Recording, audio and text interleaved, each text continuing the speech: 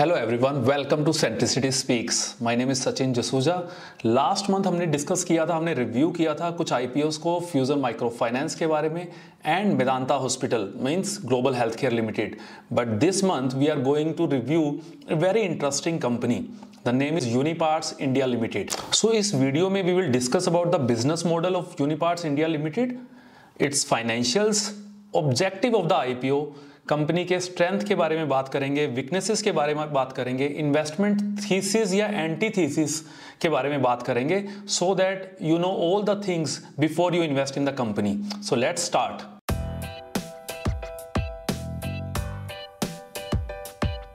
चलिए अब डिस्कस करते हैं कंपनी के बिजनेस मॉडल के बारे में और थोड़ा सा उसके बारे में ब्रीफ बैकग्राउंड भी जान लेते हैं। हालांकि कंपनी इनकॉर्पोरेट हुई है 1994 में, but mister Gurdeep Soni started the business in 1984।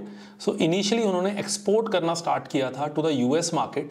After market में डील करते थे, ओईएम से इतना डील नहीं करते थे। OEM is original equipment manufacturer, so उनसे डायरेक्ट डीलिंग नहीं करते थे। आफ्टर मार्केट में एक्सपोर्ट करते थे टू द यूएस मार्केट। वहाँ से धीरे धीरे उनको एक्सपीरियंस गेन हुआ, फिर उन्होंने यूएस से जापान की तरफ गए, थोड़ा सा अपने आप को डाइवर्सिफाई किया, एक्सपैंड किया। एंड आफ्टर 1996 जब उनको इनिशियली ऑर्डर मिला from John Deere which is a largest agri machinery company, tractor making company, TAFE से, जॉन डियर से, तब उनको ऑर्डर्स आने शुरू हुए। Then they started manufacturing and they started dealing with OEMs. So starting से ही कंपनी का बड़ा क्लियर फोकस रहा कि कस्टमर से बड़ा अच्छा रिलेशनशिप बना के रखना है। उनका जो भी रिक्वायरमेंट होगा, चाहे वो 3 मंथ्स या 6 मंथ्स में वो डिलीवर कर रहे हैं, according to their forecast, according to their requirements, they use to provide the machinery to those players. जब भी हम बात करते हैं कोई भी auto ancillary company that is dealing with the on highway. On highway का मतलब क्या है? Anything which is moving on the highway. अब कार्स की बात करें, 2 व्हीलर्स की बात करें या कमर्शियल व्हीकल देखें, तो जो भी ऑटो कंपोनेंट सप्लाई करते हैं इन कंपनीज को, those are dealing with the on highway industry. But Unipart क्या है? Unipart deal with the off highway industry. Off highway means जो एग्रीकल्चर है, जो कंस्ट्रक्शन है। आपने कभी ट्रैक्टर्स को ज़्यादा रोड्स पे चलते नहीं देखा है या क्रेन्स को ज़्यादा रोड्स पे चलते नहीं देखा है, उनका काम ऑफ हाईवे है।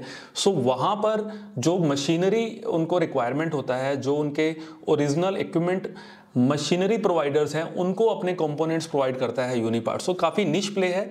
जो 3PL सेगमेंट है, that is a 3 point linkage segment. So जो आपने देखा होगा ट्रैक्टर के पीछे एक 3PL लगा होता है, जो पॉइंट लिंकेज होता है, बड़ा एक इंटीग्रल कंपोनेंट है फॉर एनी ट्रैक्टर, क्योंकि उसको पावर ट्रांसमिट करनी होती है ताकि किसान जो है फील्ड्स में अपना काम इफेक्टिवली कर सके। सो एक बड़ा एक इंपॉर्टेंट कंपोनेंट बनाता है कंपनी, जिसमें ग्लोबली उनका मार्केट शेयर अराउंड 17% है। Even in the construction machinery segment, this company has a market share of around 5.9%. Agree में जहां पर 17% का मार्केट शेयर है, वहां पर जो टॉप 10 प्लेयर्स हैं, all the top 10 players are their customers as the management says।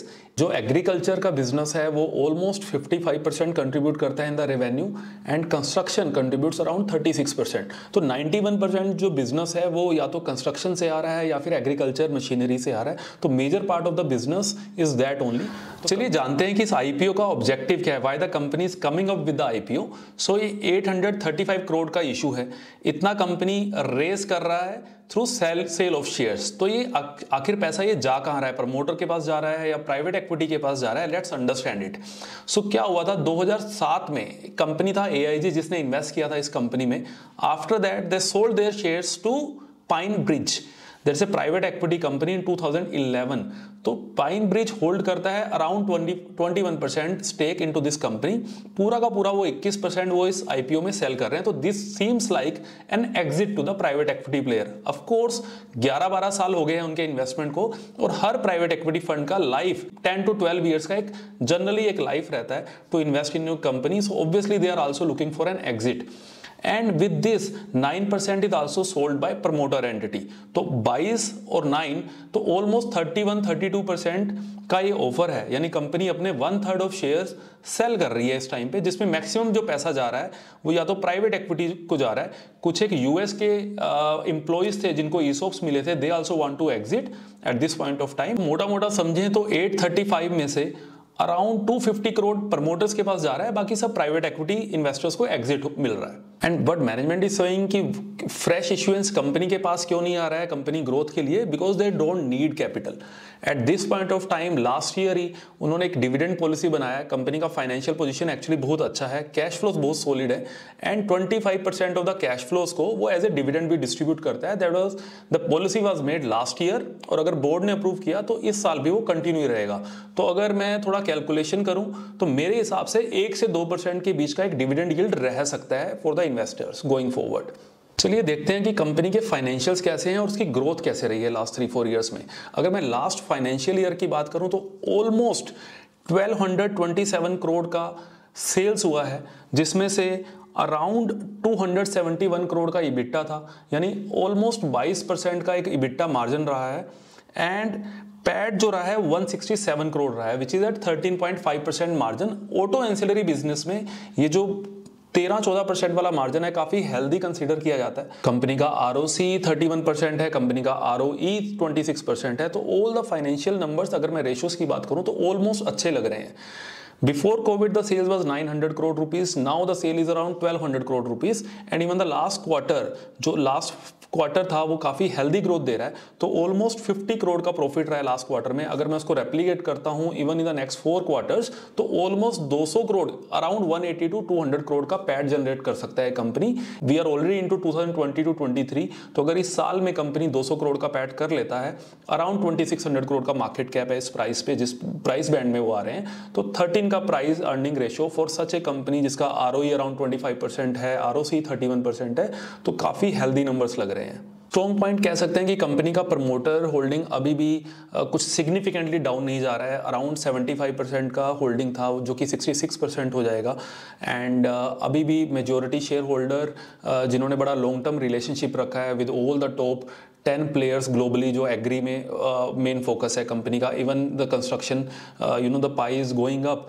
सो इस पूरे सेगमेंट में लॉन्ग टर्म रिलेशनशिप बहुत मैनेज करता है। Inventory management, raw material management, the currency thing, because global operation है, मोस्ट ऑफ द थिंग 83% जो company का business है वो एक्सपोर्ट से आ रहा है। तो आपको बहुत मैनेज करना पड़ता है इंडिया की इन्फ्लेशन को, बिकॉज रॉ मटेरियल यहाँ पर कंज्यूम हो रहा है and after that how you has the currency. तो जितने भी जो डीलिंग है जो लार्ज कंपनीज का, उनके ऑर्डर्स को फोरकास्ट करना अकॉर्डिंगली ऑलमोस्ट 6 मंथ्स लग जाते हैं टू डिलीवर द ऑर्डर। मतलब उनको 6 महीने पहले से पता होना चाहिए कि what is the demand of that particular product and how they are getting orders, क्योंकि 2-3 महीने शिपिंग में लग जाते हैं, 2-3 महीने उसको मैन्युफैक्चरिंग में लगते हैं। तो इसे वेरी ट्रिकी बिजनेस, तो उसको पूरा तरीके से मैनेज करना इसे बिग टास्क। मैनेजमेंट ने अब तक बड़ा इफेक्टिवली इन सब चीज़ों को कंट्रोल किया है।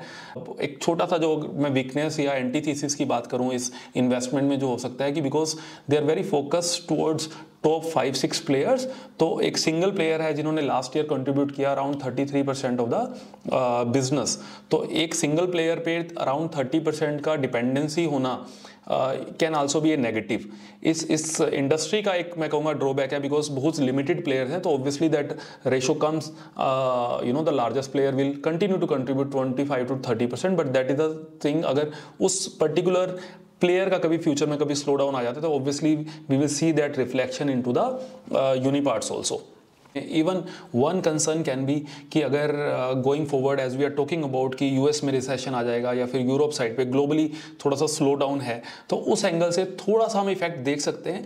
But 1 or 2 positive which are happening for this company, the 2-3 points. One, that China Plus One is actually playing out. We have seen that playing out in specialty chemical industry, into the pharma industry, and even in the agri machinery side or the construction machinery side हमने देखा है कि globally the companies are preferring जहां पर उनका friendly relationship है जिन countries के साथ।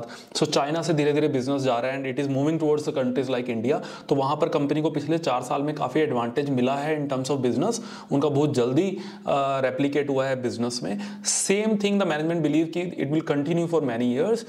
And one more thing, US ने लास्ट ईयर $1 ट्रिलियन का बजट अप्रूव किया था for the construction, for the infra side and for the agriculture. So 4 या 5 साल का तो एक्सपेक्टेशन है कि 2025-2026 तक यूएस में काफ़ी अच्छा स्पेंड होने वाला है, जहाँ पर सबसे ज़्यादा बिजनेस आता है कंपनी का। So looking at all this points from the business perspective, everything looking very strong. But overall अगर हम इसको कंपेयर करते हैं with the companies like Bharat forge and many other auto ancillary company, हालांकि most of the companies are dealing with own highway industry, not of highway industry, but still अगर हम उनके valuation को कंपेयर करते हैं तो ऑब्वियसली ये कंपनी का एक एज है कि आपको उसके कंपैरिजन में कंपनी थोड़ा सा चीप मिल रहा है in terms of attractive valuation है। OFS पे ऑफर फॉर सेल है, यानी कंपनी के लिए फ्रेश कैपिटल नहीं आ रहा है for the further growth. Management clarified that they have got internal accruals and if whenever they want to go for any inorganic growth, अगर कोई कंपनी उनको एक्वायर करना है तो obviously they will use their internal accruals and then they will acquire, they don't need fresh capital. So and हमने पीछे देखा भी है, चाहे वो डीमार्ट के साथ था, Medanta hospital came with only OFS। So all these companies did extremely well, even with the BKG, the most of the money is going for the sale of the shares, not for the fresh capital in the company. So all those companies at some point of time, जब उनको लगता है कि काफ़ी mature हो चुकी हैं और एक सस्टेनेबल ग्रोथ आ चुका है, सो द ऑफर जो प्रमोटर भी है वो थोड़ा सा इस टाइम पे अपने आप को मोनेटाइज करता है अपने शेयर्स को। So there is nothing wrong with that, but yes एक थोड़ा सा negative for some of the investors who look for very very high growth companies, जो चाहते हैं कि कैपिटल और आएगा कंपनी में and the company will grow fast. So maybe those people, those investors can be little wary of that thing, but otherwise all the things are looking positive for the company. I think that's all you need to know about Uniparts India Limited. IPO आज open हो रहा है on 30th November and closing on Friday. So you take your final consultation from financial advisor and do let us know कि आप इस IPO में invest कर रहे हैं या नहीं कर रहे हैं, and do let us know if you want us to review any company or any industry. Keep watching, happy investing.